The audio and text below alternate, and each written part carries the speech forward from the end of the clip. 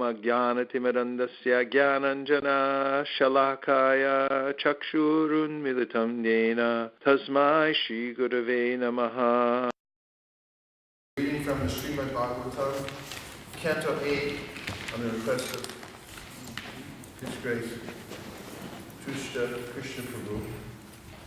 In the next 4 days, we'll talk about Gajendra, the elephant. And this is from 8th Canto, beginning at chapter 2.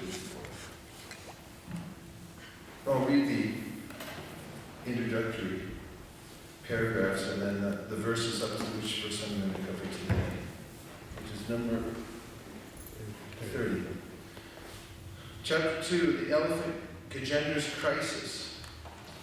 The second, third, and fourth chapters of this canto describe how the Lord, during the reign of the fourth Manu, gave protection to the king of the elephants.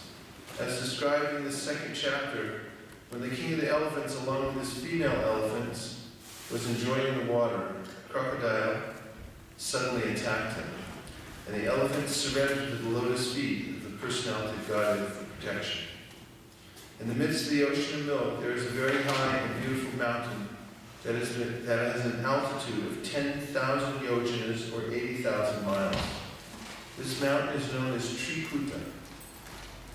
In a valley of Trikuta, there is a nice garden named Ritumat, which was constructed by Varuna. And in that area, there's a very nice lake. Once the chief of the elephants, along with his female elephants, went to enjoy bathing in that lake, and they disturbed the inhabitants of the water. Because of this, the chief crocodile in that water, who was very powerful, immediately attacked the elephant's leg. Thus, there ensued a great fight between the elephant and the crocodile. This fight continued for 1,000 years. Neither the elephant nor the crocodile died, but since they were in the water, the elephant gradually became weak, whereas the power of the crocodile increased more and more. Thus the crocodile became more and more encouraged. Then the elephant, being helpless and seeing that there was no other way for his protection, sought shelter at the lotus feet of the Supreme Personality of God. Text number 1. Shukadeva Goswami said, "My dear king, there is a very large mountain named Trikuta. It is 10,000 yojanas, 80,000 miles high. Being surrounded by the ocean of milk, it is very beautifully situated." Text 2 and 3. The length and breadth of the mountain are of the same measurement, 80,000 miles. Its 3 principal peaks, which are made of iron, silver, and gold, beautify all directions in the sky. The mountain also has other peaks, which are full of jewels and minerals, and are decorated with nice trees, creepers, and shrubs. The sounds of the waterfalls on the mountain create a pleasing vibration. In this way, the mountain stands, increasing the beauty in all directions. Text 4. The ground at the foot of the mountain is always washed by waves of milk that produce emeralds all around in the 8 directions, north, south, east, west, and the directions midway between them. Purport. From Srimad Bhagavatam we understand that there are various oceans. Somewhere there is an ocean filled with milk, somewhere an ocean of liquor, an ocean of ghee, an ocean of oil, an ocean of sweet water. Thus there are different varieties of oceans within this universe. The modern scientists who have only limited experience cannot defy these statements. They cannot give us full information about any planet, even the planet on which we live. From this verse, however, we can understand that if the valleys of some mountains are washed with milk, this produces emeralds. No one has the ability to imitate the activities of material nature as conducted by the Supreme Personality of God. Text 5. The inhabitants of the higher planets, the Siddhas, Charnas, Gandharvas, Vidyadharas, serpents, kinnaras, and apsaras, go to that mountain to sport. Thus all the caves of the mountain are full of these denizens of the heavenly planets. Purport. As ordinary men may play in the salty ocean, the inhabitants of the higher planetary systems go to the ocean of milk. They float in the ocean of milk and also enjoy various sports within the caves of Trikuta Mountain. Text 6. Because of the resounding vibrations of the denizens of heaven singing in the caves, the lions there, being very proud of their strength, roar with unbearable envy, thinking that another lion is roaring in that way. Purport. In the higher planetary systems, there are not only different types of human beings, but also animals, like lions and elephants. There are trees, and the land is made of emeralds. Such is the creation of the Supreme Personality of Godhead.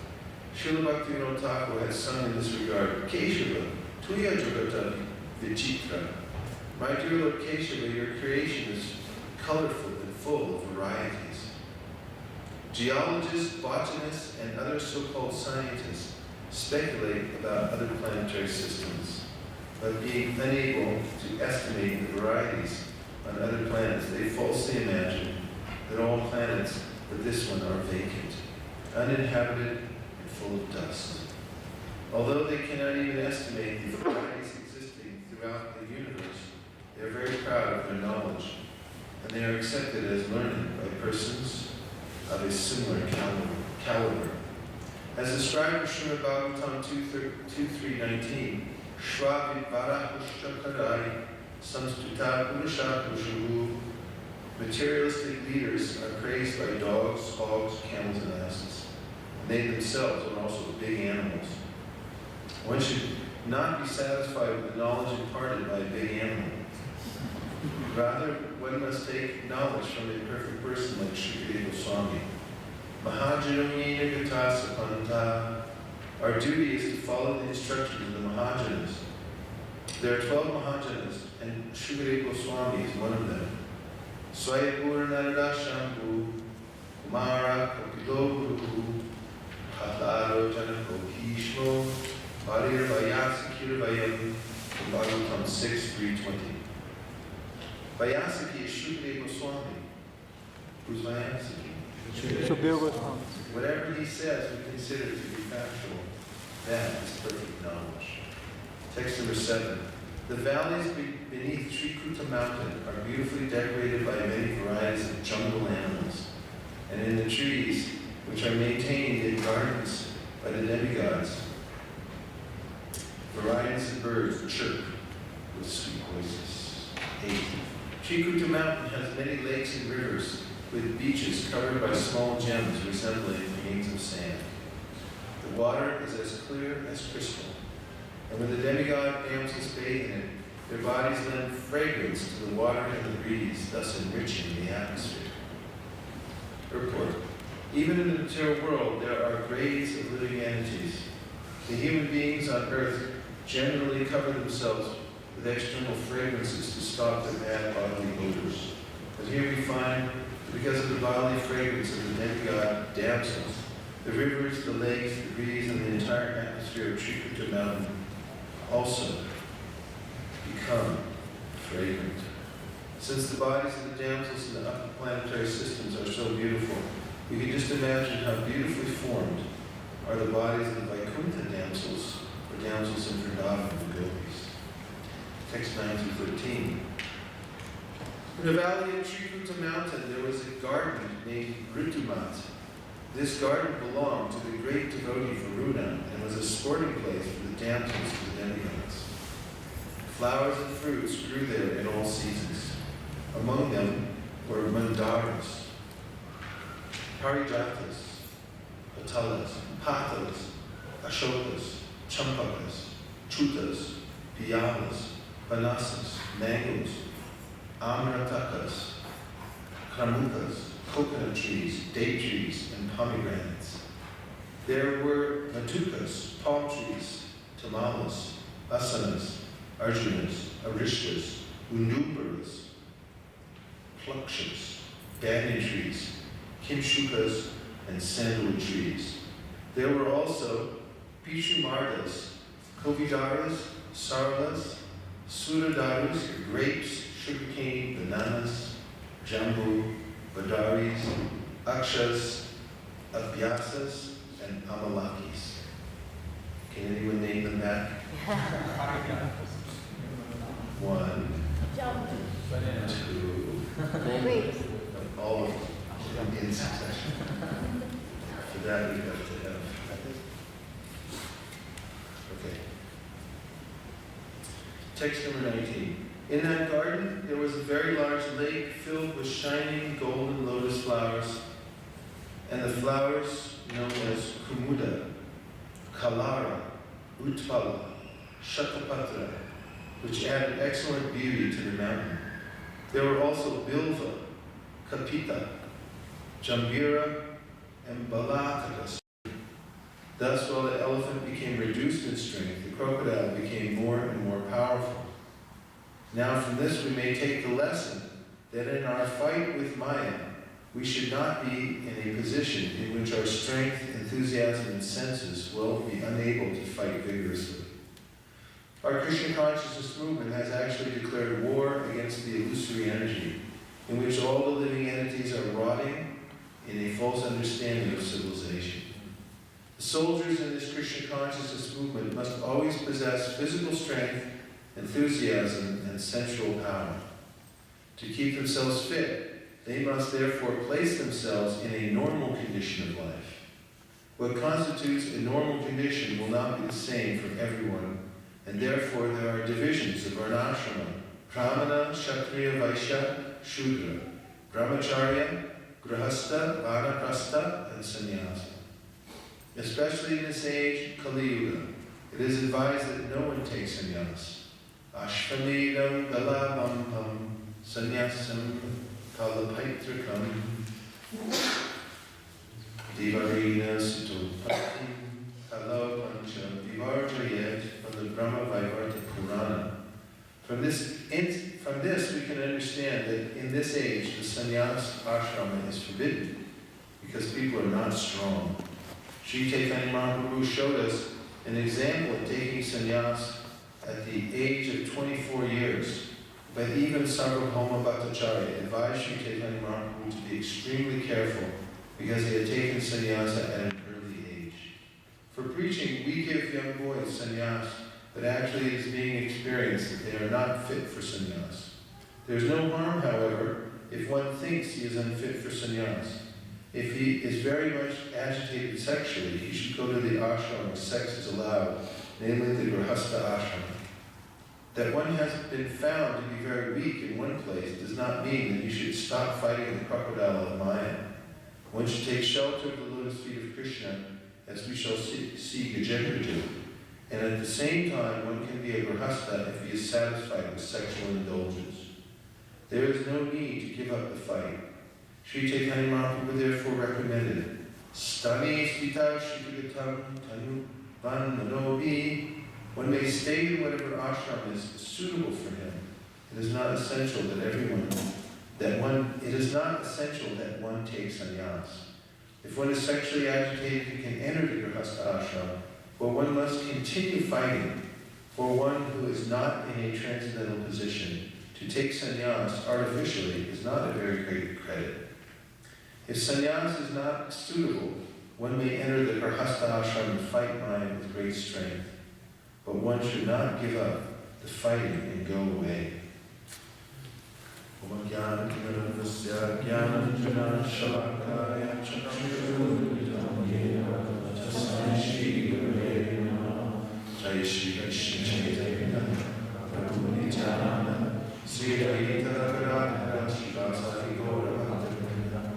Hare Krishna, Krishna Krishna, Hare Hare, Hare Rama, Rama Rama, Hare Hare. Sado Gajendra Semano Balapasam, Kalina Dirhina Mahan, Adu Vyaya, Vyaya, Vikrishyamana Sijale Sidato, Viparya Yoku Sakalam Jalao Kasara. Thereafter, because of being pulled into the water and fighting for many long years, the elephant became diminished in his mental, physical, and sensual strength.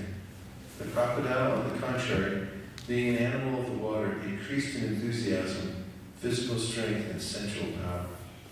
Here are some instructions, lessons from Gajendra that can save one's life in devotional service and help one avoid many unnecessary difficulties. And that is this instruction to find what is the normal condition of life so that one can have sensual strength, enthusiasm, and so forth in devotional service.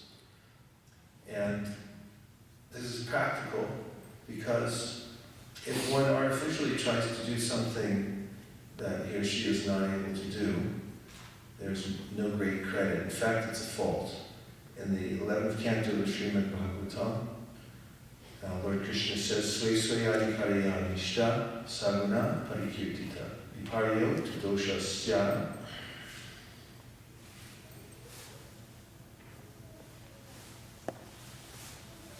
Last line. Anyway, it says Esha Nishtara. It's a fixed principle that when one acts sway according to one's own adhikari, one's qualification at that particular time, sway adhikariya nishta, that's a good quality. Where it says the opposite is true, that if one tries to do more than one's qualified for, it's not becoming, it's not attractive. In fact, it's a fault. Viparya doshasya, it's a dosha, it's a fault. The opposite of doing what you're qualified for, or what you feel you can naturally achieve. And therefore, Prabhupada mentions in this verse, there's accommodations for everybody in each ashram and varna. And there's a way in which there are gradations even within those varnas and ashrams. For instance, for vanaprasthas, there's 4 gradations. That means there's 4 ways in which they can gradually increase their attachment to Krishna and their detachment from the material world. And there's also, in the sannyasa ashram, it's not just an abrupt act of renouncing one's family, but there's Bahuda, Kutichak, Parivrajacharya, and Paramahamsa. These 4 stages are mentioned. In fact, the first stage of sannyas in the Kutichak means that the man leaves the family but stays close by in a little kutir. And the family comes by with a little food and pushes it through the hole. You all right? It's all right. And then they put it in there and he eats. And then, so there's still some connection, but they're cultivating detachment and getting used to it gradually. And so how do you like that? Well, I like parts of it, the other parts I'm getting used to. But as one gains strength in that particular place, then one progresses to being a Bahuda. Bahuda? Kudicha. Then one goes out to the field and collects grains, no longer accepts food from home, and goes out to the grains where there's extra, there's always extra. In the agricultural fields, there's so much extra, you could start your own business selling the extra. In fact, that's what Jim and Todd did out in California. They saw so much extra, they started a huge business just selling all the extra stuff. So there's always extra lying around, and one can go off and collect that and then take that as one's sustenance and start getting used to the fact gradually that, oh, Krishna's providing. I don't have to work really hard in one place. I can simply gather what's available. And then comes Parivrajacharya, where one wanders the world and begins to teach others because one has an advanced perspective of spiritual life. And finally, there's Paramahamsa, in which a time in which one retires and simply goes deeply within one's own practice of devotional service. Isn't it interesting that there's various stages organized like that? So that one can progressively make advancement and find the niche where one feels encouraged and one feels strong, a place where he's strong to fight against Maya. So this example of Gajendra is that he is he is weak in the water but strong on the land. And the crocodile is weak on the land and strong in the water. So when Gajendra, although he has so many assets and he's so powerful, comes into the water and he's captured by the crocodile, he's going to lose. And Prabhupada wrote this purport right around the time that there were some devotees who had accepted sannyas, or at least one anyway, who had left, and it caused a ripple effect through the society. And he very openly expressed what to do about it, foreseeing that this could happen again, can happen to anybody, and giving an idea of how one should think about these things for one's own life and in the life of others, how to objectively observe the situation and then readjust it. In fact, life is a series of readjustments, finding how I can readjust now and come back towards the center and come back towards the ideal and keep working towards the goal. And in the final statement of this purport, Prabhupada says that one should go on fighting no matter what. This is one of my favorite mantras, which we've extracted from the purport of Tate Anukampam Susurikshamanu, from the 10th canto, 14th chapter of the Srimad Bhagavatam, in which Lord Brahma is praying to Lord Krishna. And most of you know this verse, Tate Anukampam Susurikshamanu Unjana Eva Kritam Vipakam Ritbhakvamur Viranam Namaste Jiveta Yomukti Pradesh Sadaya.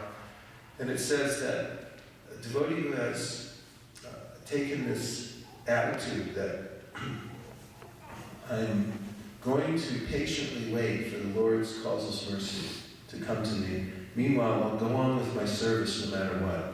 And whatever adversities come to me, I'll accept as purification, and with the understanding that I've caused them myself. They're not coming from anywhere else except for my own misdeeds in the past. And Lord Brahma finishes the statement by saying that anyone who adopts this position in life is fit to inherit the kingdom of God. And in the purport,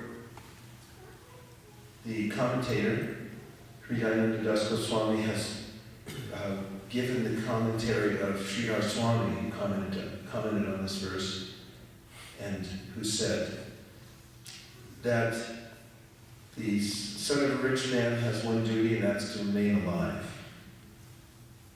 because he'll inherit the wealth of the Father if he just stays alive. And therefore, it's one's duty to stay alive in Krishna consciousness one way or the other. And it's a rough and tumble world, isn't it? Or is it just me?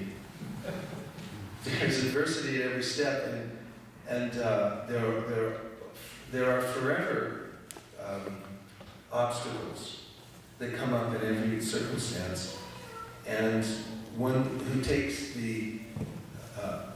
accepts a strategy to adapt to these in such a way that one can go on doing one's service and fighting with mind vigorously, can actually grow internally to understand that I have the capability of adjusting in such a way that I can go on with my service no matter what. And that's the main point, to go on fighting with mind, to go on with one's service despite the external obstacles.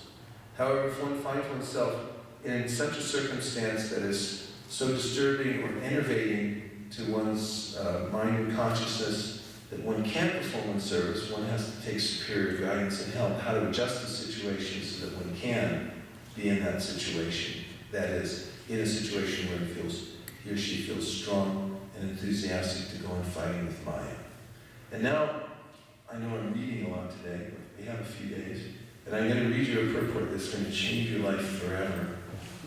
And you'll be jumping for joy after you hear this and walking up and down Cherry Street telling everyone you hear about this purport, that although you read it many years ago, or recently even, you had forgotten how profound it is.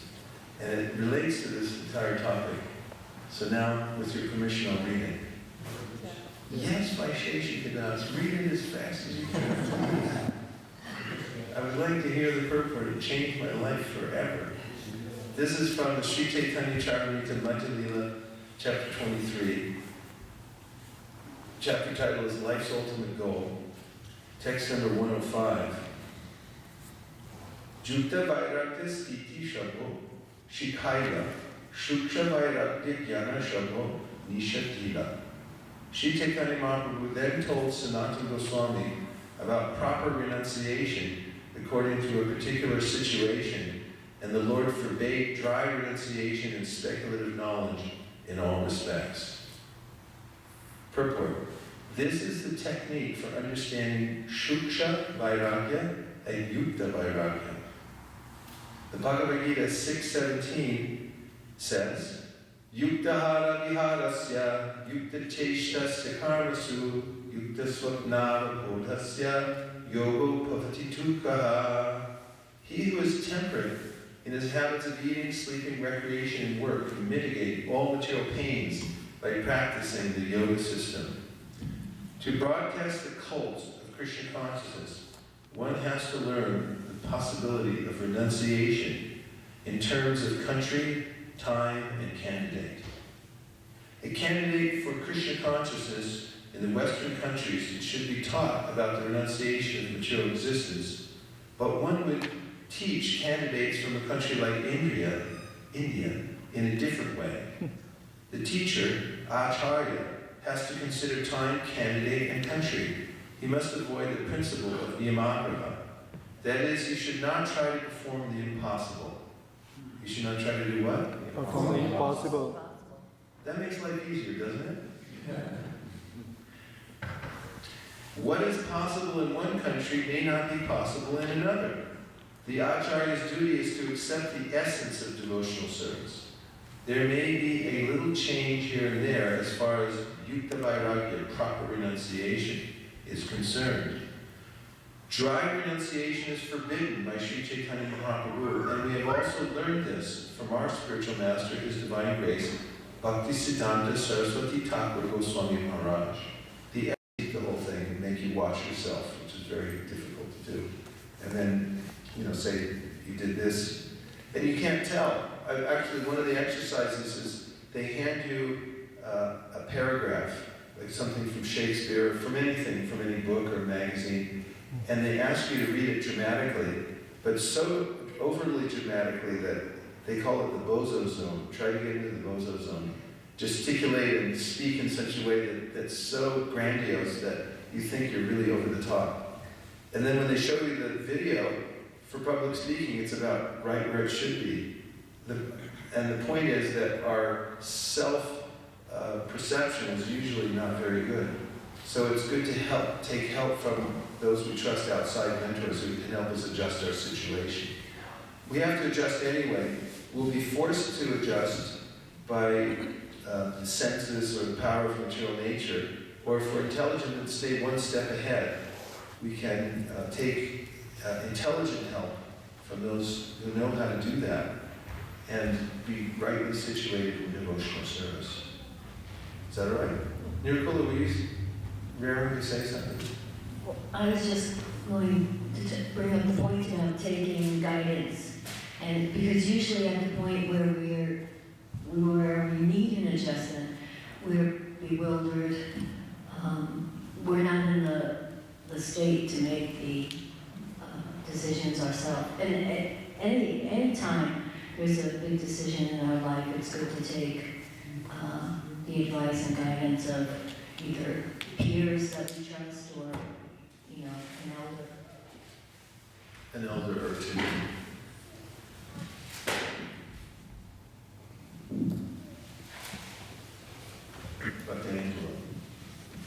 I was wondering if you can elaborate on how our external practices of Bhakti Yoga, like Varnashram, Yoga principles, and all the other external processes, how they assist or how they correlate with the internal practice of bhakti yoga. Well, if you're out of balance in your life, it's very difficult to concentrate on your spiritual life. And we have two sides to our life. We have the material side and we have our spiritual side. And Bhaktivinoda Thakur mentions this in his Jaiva Dharma, where he says that our material side of our life is called Vyavaharika and the spiritual side is called Paramarthika. And we have to acknowledge that we have these two sides. You can't artificially deny one side. In fact, I just read a verse in the 7th canto of the Srimad Bhagavatam, the section of Varnashrama, that I think is a really good discussion point for grihastas and everybody else, in which it is said that grihasta should be detached from his family, but internally, but be very much attached externally. That is, sometimes I've seen in the history of our movement that grihastas, for instance, have acted detached from their family, much to the chagrin of everybody in the family, and much to the detriment also. Because people need psychological, emotional support. You can't do without that. You can't just say, I'm going to go live in Himalayan peak and forget everything, because we have certain needs. And there's a way in which we have to balance the two in order to be whole and mature. And only somebody who's internally advanced can actually extend themselves externally without feeling, for instance, diminished by that. The point is, sometimes, I'm giving the example of householders and grihastas. I know most of you are brahmacharis, many of you. But still, the point is that unless you're fortified inside and you have strong spiritual self-esteem, it's difficult to extend yourself externally and be attached externally in the way that people need that. People need emotional counseling and help and just for you to be a real person. There's a way in which, after the battle of Kurukshetra, Yudhishthira Maharaj was disconsolate and overwhelmed. All of them were overwhelmed with grief. It was a grieving process. And you say they're pure devotees, why are they grieving? It says in the Bhagavad Gita that an advanced devotee grieves neither for the living nor the dead, so what's their problem? But the fact is, we're a combination of matter and spirit, and even a pure devotee grieves, but he processes it differently than everybody else. And Krishna performed the last rites for the dead relatives. They went through all the process, and they grieved properly. And this relates to the fact that we have external needs. The body and the mind have ways of functioning, and they're affected according to our previous karmas and affections and so forth. So we have to accommodate that. That's varnashrama. We have to accommodate that so we can be properly situated and comfortable. And then simultaneously, one goes on with the vigorous execution of one's spiritual practice from that position.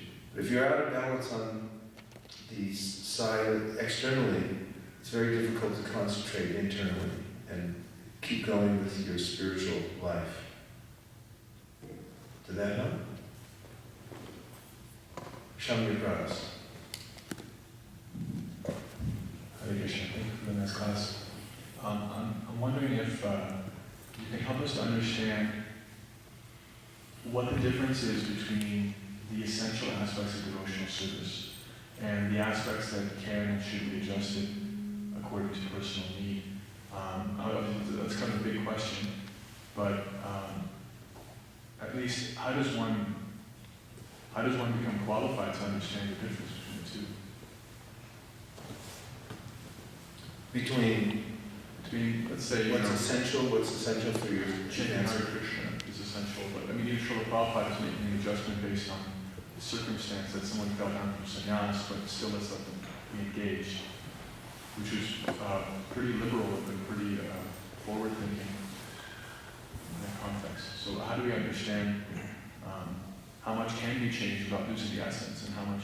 Well, Prabhupada said when he was asked that question, the specific question Prabhupada was asked, how do you, like Shriti Kirti Prabhu, how do you understand the difference between a principle and a detail? And Prabhupada said that requires some intelligence. So you have to be intelligent. And that intelligence has to be based on your sincerity. If you're sincere and you want to advance in devotional service, Prabhupada mentions in the verse, Tesham satata yuktanam bhajatam priti purvakam tadami kudi yogantam yenamam upayanti te.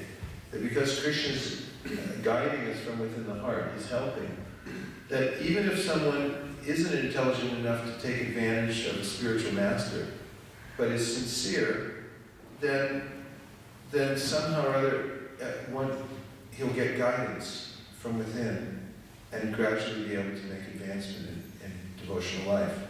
So sincerity is ironclad, and those who want to advance in devotional service will gravitate towards those things that are particularly helping them. At the same time, we should be careful about readjusting those principles that are given through the acharyas, just as much as if you go to a class in chemistry and sit down and you start dictating to the teacher that, I don't like some of these principles here in the textbook. Who are you? You just walked in. You're the student, not the teacher. And there's a way you have to take the position that there are certain principles laid out already, and you can identify them because they're labeled principles, and other things are labeled details, for the most part. And the part that's gray area, you have to be very sincere about seeing what's actually nourishing your devotional practice and take guidance as well, and not try to take advantage of it. Because there's a way in which sometimes people come along and they'll try to reclassify things as details because it's expedient for their sense gratification. And so you want to be careful about that. And how are you careful? You have to triangulate. You have to look at Shastra, you have to look at, and it's important, especially for us, to read Prabhupada's purports very thoroughly. So you start getting a overall feeling for how Prabhupada is emphasizing certain things over others. And if you read all kinds of books from all over the place, you might start introducing new ideas and saying, no, this is more important. I've heard people give classes about the Hari Bhakti Vilas and say that, if you're not following Bhishma Panchaka the last 5 days of Kartik, you might as well commit suicide. Because and Prabhupada just says right in here in his purport, he adjusts that. He says in his purport that the Hari Bhakti Vilas was written at a particular time, and Sanatana Goswami is catering to some degree to these people so that he can inject the bhakti part. And you want to know Prabhupada's opinion? Read his books. At the end of his life, he said, everything I had to say, I put in my books. And so, if you read all of them, and you read them all the time, constantly, it helps you to actually adjust and see what's a principle and what's a detail. Because you go, oh yeah, Prabhupada said that's a detail. They said, no, that's a principle. And you can tell, because he said it.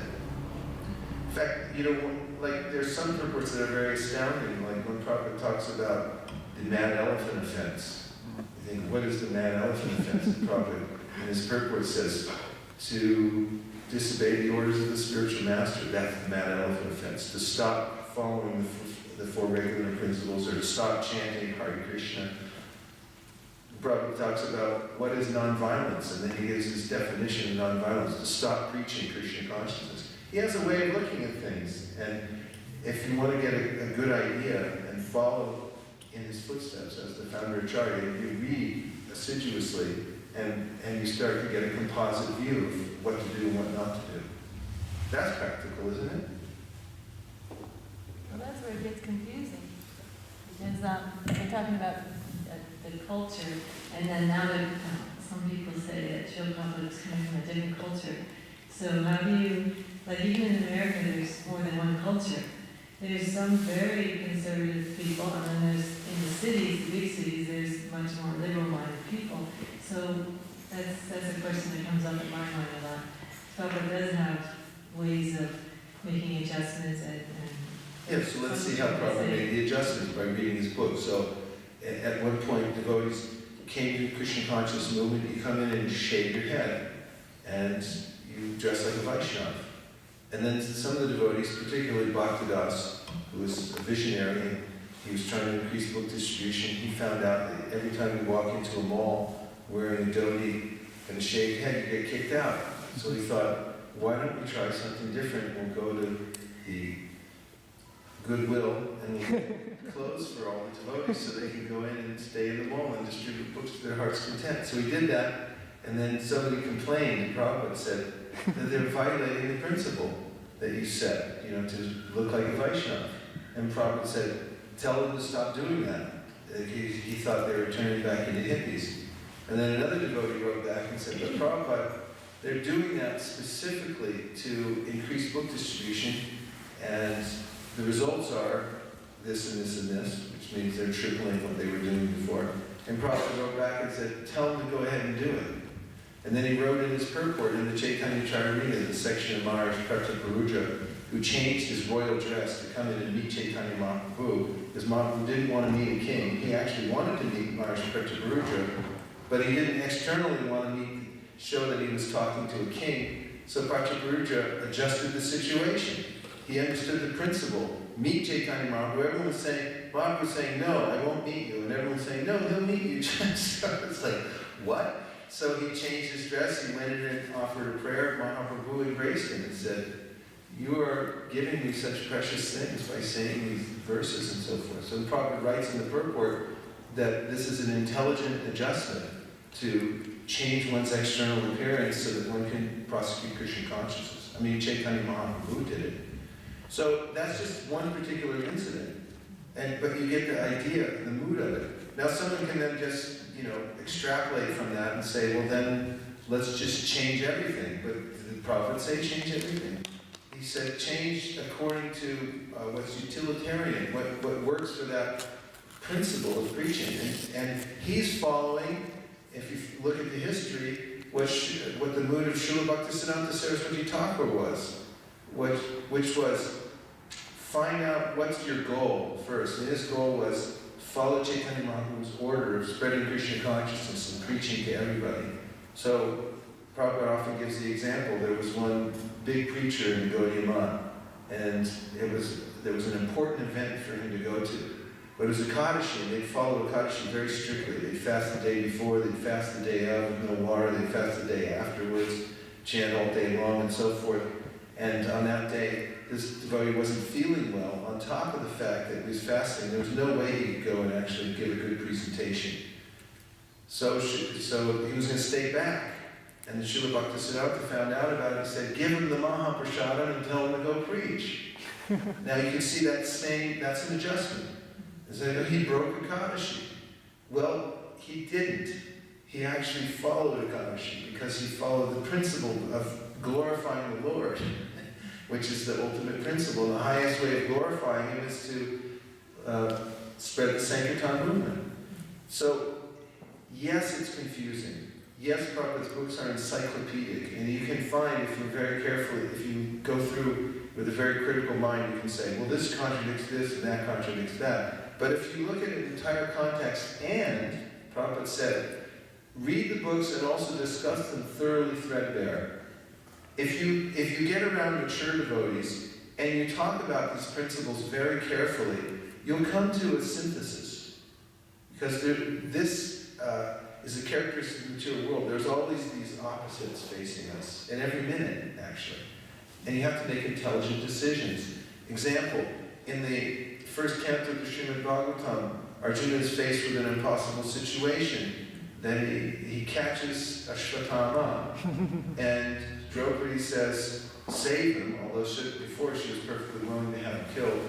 but because she had the soft heart, she said, no, you can't kill him. His mother will feel as bad as I do right now. And then Bhima said, kill him right now. He's an offender, so kill him. So then Krishna looked at Arjuna like, okay, do what you have to do. you have to please both of them. So intelligently, he cut off the jewel from the head of Ashwatthama and he adjusted the situation.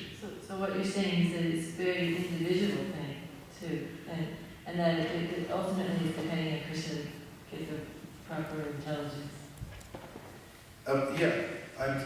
That's one of the things I'm saying. I think it's an important important point. especially there's so much conflict. Yeah. I think the Lord is going to be restless since time to stop.